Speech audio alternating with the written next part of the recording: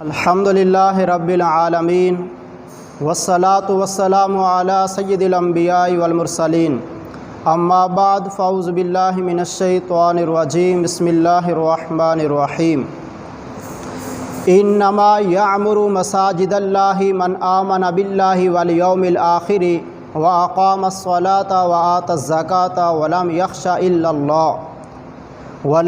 الا اللہ فعسى اولئک ان یکونوا من المہتدین صدق اللہ مولانا العظیم۔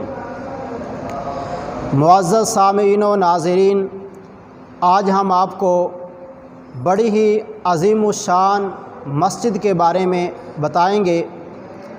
یہ مسجد ترکی کے شہر استنبول کے اندر واقع ہے۔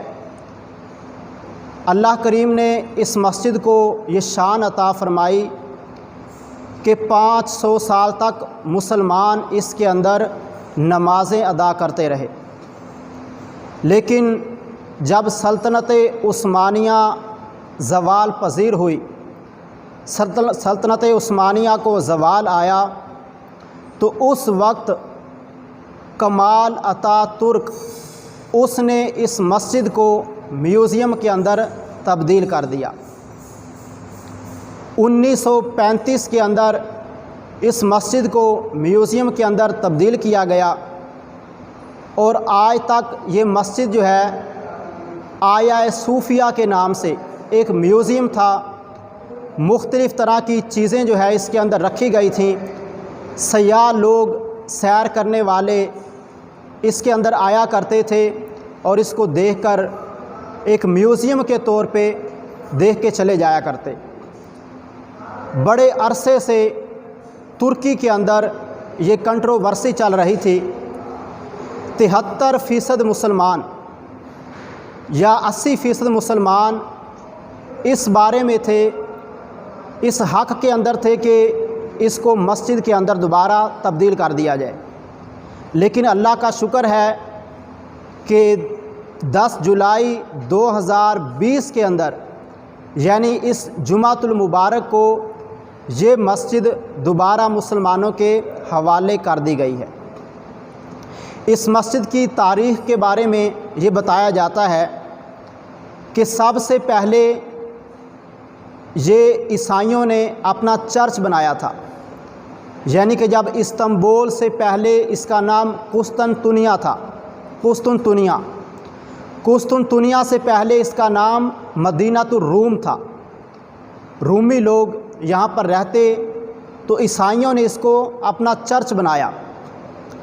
لیکن جب سلطنت عثمانیہ قائم ہوئی، مسلمانوں کے عروج کا زمانہ آیا، تو ترکی کے اندر مسلمان اپنے عروج پر تھے، اسلام کی برکات ظاہر ہو رہی تھیں۔ تو سلطنت عثمانیہ جب قائم ہو گئی، تو اس چرچ کو مسجد کے اندر تبدیل کر دیا گیا۔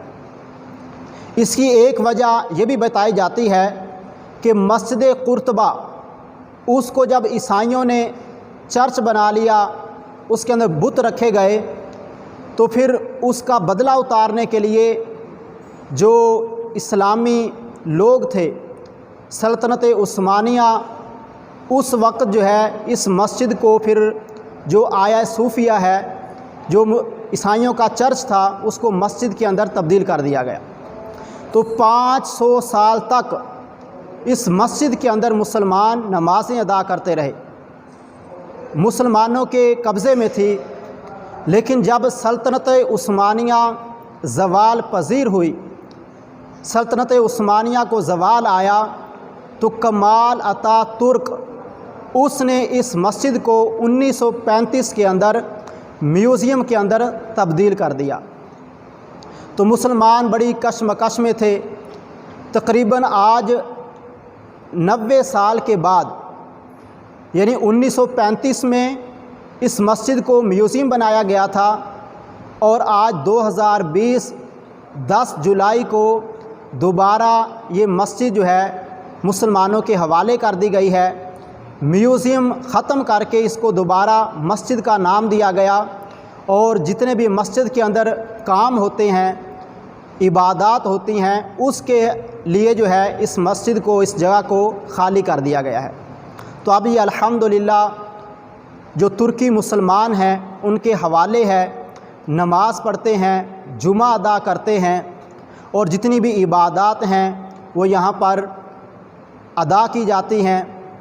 तो ये अल्हम्दुलिल्लाह मुसलमानों के लिए बड़ी खुशी की बात है और तमाम अहले इस्लाम को मुबारकबाद है कि अल्लाह के फ़ज़ल व करम से ये मस्जिद जो है मुसलमानों के हवाले हो गई है।